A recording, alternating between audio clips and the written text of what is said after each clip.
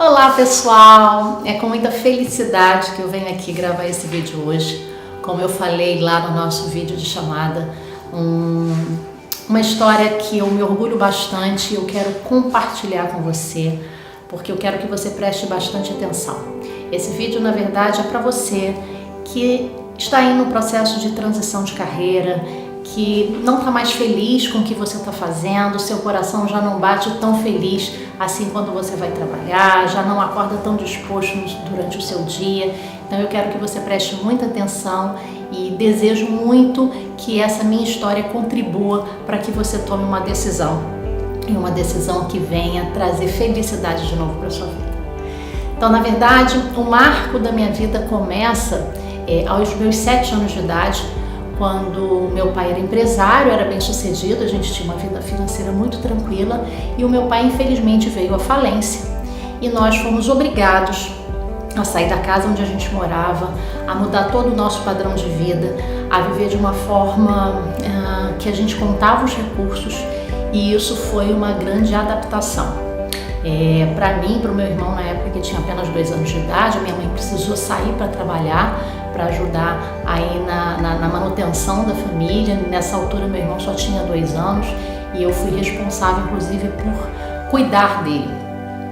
E nesse momento algumas decisões precisavam ser tomadas, alguns cortes precisavam ser feitos, e a minha mãe então foi até a minha escola, porque era uma escola muito cara na época, da cidade onde eu morava, que é de Duque de Caxias, na Baixada Fluminense aqui no Rio de Janeiro, e ela foi dividir com a direção da escola sobre a nossa dificuldade, dizendo que eu teria que ser retirada da escola porque ela não teria mais como pagar a mensalidade. E pelo fato de ser uma boa aluna, de ter tirado sempre muito boas notas, a direção então disse que escreveria uma carta para a Ordem Franciscana de Roma, porque a minha escola era ligada lá a Roma, pedindo uma bolsa. E no momento então, nesse intervalo dessa espera, nesse momento de espera, a diretora sugeriu que a minha mãe então trocasse por serviço, que ela trabalhasse na escola para me manter na escola. E minha mãe, tendo uma vida confortável, na verdade naquele momento ela só sabia tomar conta de casa e de filho. É quando então ela decide ser servente da minha escola. Então, de uma condição muito favorável, ela acabou desenvolvendo uma atividade que ela encontrou para que eu e meu irmão pudéssemos continuar ali estudando. E nesse momento, assim, eu não sabia exatamente naquela época o que era bullying, mas eu sofri muito bullying quando as crianças colocavam papeizinhos nas minhas costas dizendo não ande com a filha da sujeira. Então eu fui uma criança que fui muito julgada pelas outras crianças e acabei não desenvolvendo muito ali, muita amizade, não tinha muito espaço, e eu tomei a decisão de que eu não queria mais ser humilhada na minha vida, que na verdade eu tomei a decisão de construir uma carreira de sucesso, de ser muito bem sucedida com o que eu fizesse. E nesse momento a minha mãe então migra para uma escola de educação especial, onde eu tive a oportunidade de conviver com vários profissionais, assistentes sociais, psicopedagogas, e eu via o trabalho das assistentes sociais com essas crianças, e eu tomei a decisão então de me formar em serviço social, porque eu queria trabalhar em alguma coisa, em alguma atividade, em alguma ocupação onde eu pudesse ajudar as pessoas. E aí eu tive essa oportunidade. Eu fiz o FRJ, numa universidade aqui no Rio de Janeiro, e de lá eu fui imediatamente para a área de empresa, que era a única área que tinha estágio remunerado, e trabalhei na área de recursos humanos, que é uma área que eu sou completamente apaixonada.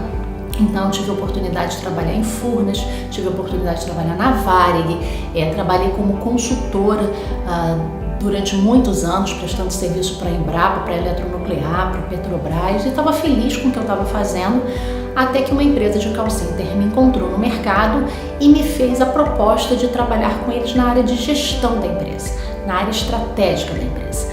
E para mim aquilo era um grande desafio, na medida em que eu sempre trabalhei na parte operacional. Então trabalhar da estratégia, definir diretrizes, trabalhar com indicadores, para mim foi um desafio que me encantou. E eu aceitei a proposta e fui trabalhar nessa empresa, onde eu trabalhei ali durante 4 anos, ajudando a diretoria da empresa a tomar conta de gente. É lógico que a empresa visa resultado e é por isso que elas existem, mas a gente sabia que chegar no resultado precisava ser através das pessoas. Só que num determinado momento, os acionistas mudaram a proposta deles, mudaram a estratégia da empresa, o presidente saiu da empresa, a diretora de RH saiu da empresa e eu comecei a perceber que alguma coisa me incomodava, mas não estava tão claro para mim o que estava me incomodando. O que era uma política voltada para o funcionário de atendimento passou a ser uma política voltada apenas para dinheiro, para resultado. E aí, numa reunião gerencial, nós recebemos a orientação de que quem estivesse em cargo de chefia tinha que ser muito rude, tinha que bater nas pessoas para o resultado vir.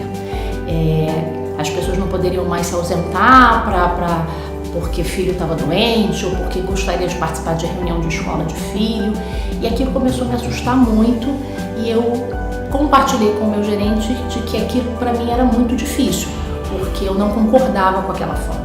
Eu sempre acreditei que as pessoas precisam ser felizes aonde elas estavam trabalhando e sem perceber eu comecei a adoecer dentro da empresa. Eu nunca tive problema de pressão alta, mas tive 2 picos hipertensivos na empresa e comecei a perceber que o meu corpo sinalizava que alguma coisa não estava bom, que não estava legal. Mas em nome do salário, em nome dos benefícios, eu acabei me mantendo naquela empresa e não tive coragem de tomar a decisão que tomaram por mim. Então, na medida em que cada vez mais o clima estava ficando ruim, eu vendo as pessoas serem maltratadas, numa reunião gerencial, o meu gerente simplesmente disse que eu não estava aplicando aquilo que estava sendo combinado nas reuniões e eu disse para ele que eu não faria, porque eu não estava concordando com a forma como as pessoas estavam sendo tratadas dentro da empresa. Foi quando então eu fui demitida, aos 39 anos de idade. Saí de lá muito magoada, muito ressentida, sem saber muito bem para onde eu ia me localizar, tendo clareza de que eu precisava colocar minha rescisão em algum lugar até eu ter a oportunidade de me recolocar, e comecei um processo insano nessa recolocação, nessa busca de vaga. Não tive oportunidade de planejar a minha transição, eu tinha que tomar uma decisão. E participei de muitos processos seletivos e todos eles sempre me davam o mesmo retorno, os recrutadores. Você é muito inteligente, você é muito competente, mas você é muito sênior, a vaga é muito júnior, a gente não tem como pagar o teu salário. E eu dizia para eles, olha, eu estou abrindo mão inclusive do cargo de gerência, do cargo de chefia de liderança, o que eu preciso é de uma oportunidade para manter os meus filhos, para manter a vida, mas durante 8 meses isso não foi possível. E na medida que o dinheiro foi acabando, o desespero foi tomando conta, eu já fui ficando muito preocupada porque eu já não sabia mais o que fazer, até que eu recorri a um grande amigo, que é um empresário, onde ele tem uma rede de relacionamento muito bacana, ele é muito respeitado no mercado, para pedir ajuda nessa recolocação. E nessa conversa, na verdade, eu recebi talvez o melhor feedback da minha vida. Ele me disse: eu sei que você é muito competente, você é muito inteligente, mas você não é uma pessoa ousada, você não toma decisões de risco. Eu, como empresário, eu preciso calcular o risco, mas preciso tomar a minha decisão. E se você quer sentar na cadeira estratégica de uma empresa, você precisa aprender a trabalhar a sua ousadia. Eu saí de lá muito magoada, né? Eu falei, nossa, eu vim aqui pedir emprego, não vim pedir conselho, mas entendi que feedback é presente e que a gente tem que pelo menos dormir 24 horas com o feedback para ver se ele faz sentido. E no dia seguinte eu comecei a revisitar os meus comportamentos, né? Por que ele me deu esse feedback? Por que ele me acha uma pessoa insegura? E aí eu tive que concordar com ele porque ele estava coberto de razão. Eu realmente tinha medo de tomar decisões, eu tinha medo de não ter garantias, de não ter algumas decisões acertadas, porque eu não podia errar, eu não podia tomar decisão que não fosse uma decisão que me levasse para um resultado positivo. E aí eu comecei num processo de falar, mas o que eu quero agora para a minha vida, né? Para onde eu quero caminhar? Foi quando então eu comecei a perceber o que eu não queria. Então eu não queria mais trabalhar em empresa de grande porte, eu não queria mais trabalhar em empresa que maltratasse as pessoas, eu não queria mais trabalhar com benefícios, não quero. Então o que eu quero? O que é a minha paixão? O que toca o meu coração? Foi quando então eu decidi trabalhar com treinamento e desenvolvimento. Fiz isso a vida toda, apesar de pertencer a uma outra área, que era benefícios de saúde, mas trabalhei com muito treinamento. e comecei a observar que aquilo era muito natural meu, de pessoas que tinham trabalhado na minha casa como minha auxiliar, como empregada doméstica, e 3 anos trabalhando comigo, ela saiu para ser secretária executiva numa empresa. Então eu percebi que era algo que me fazia encantar e brilhar os meus olhos. Foi quando eu comecei a pesquisar um pouco mais sobre essa área e eu descobri o coaching. E aí nesse momento eu vi uma frase que certamente você já viu também, já ouviu falar muito, mas foi uma frase que me ajudou a tomar minha decisão de maior risco. E era uma frase de Einstein, onde ele dizia que a verdadeira insanidade consiste em você querer resultados diferentes fazendo a mesma coisa. Foi então quando eu tomei a minha decisão de fazer a minha formação em coach. Nessa época eu já estava completamente sem dinheiro, tinha lá 2 meses mais de sobrevida financeira. E aí eu pensei, o que me garante que eu vou conseguir em 2 meses o que eu não consegui em 8? Então é para tomar decisão de risco, é para ser uma pessoa mais ousada, vamos lá e vamos fazer a formação. Um diálogo interno muito negativo, porque ficava aquele lado dizendo você não pode arriscar, você tem 2 filhos, você não sabe exatamente o que essa decisão vai te levar, e o outro lado dizia vai, se joga e agarra essa oportunidade como sendo a única da sua vida para que você possa fazer a virada. Tomei a decisão de fazer, fiz a minha formação, acreditei muito no processo, acreditei no método, tive a oportunidade ali de revisitar algumas crenças e inclusive das orientações que eu recebi, orientações para ser funcionária, de carteira assinada, em busca de uma estabilidade, de uma segurança. Se fosse funcionária pública, melhor ainda, né? E aquelas coisas que a gente vai recebendo desde criança, olha, não bota a sua mão onde ela não alcança, não dá um passo maior que sua perna. Então, isso aí são as nossas crenças que levam a gente a tomar algumas decisões e agir de acordo com aquilo que a gente acredita. E saí de lá acreditando que eu precisava fazer algumas mudanças na minha vida, até para que eu pudesse ser referência e inspirar algumas pessoas. Foi quando então eu tomei a decisão de me separar, saí da minha formação no domingo, na segunda-feira eu pedi a separação e aí eu fiquei sem dinheiro, sem emprego, sem casa, porque o apartamento era alugado, a gente precisou devolver o apartamento e precisei voltar para a casa dos meus pais, em Duque de Caxias mais uma vez.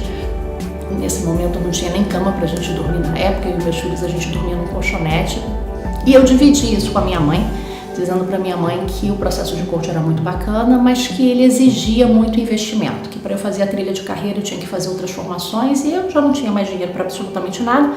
Então que eu estava tomando a decisão de voltar a ser professora. Eu trabalhei durante um tempo como professora, né, de criança, e aí eu trabalharia numa escola onde os meus filhos pudessem estudar, porque aí eu sendo funcionária eu não precisava pagar a mensalidade deles.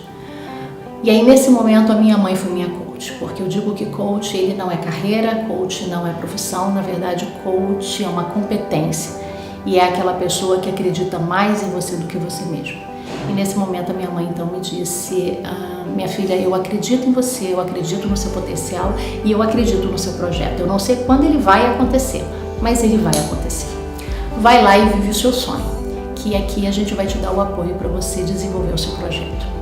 E aí fica de novo aquelas vozezinhas internas na cabeça da gente, sonho, né? E eu escutei a vida inteira que pobre não podia sonhar, que pobre tinha que trabalhar, porque eu vinha de uma origem muito humilde.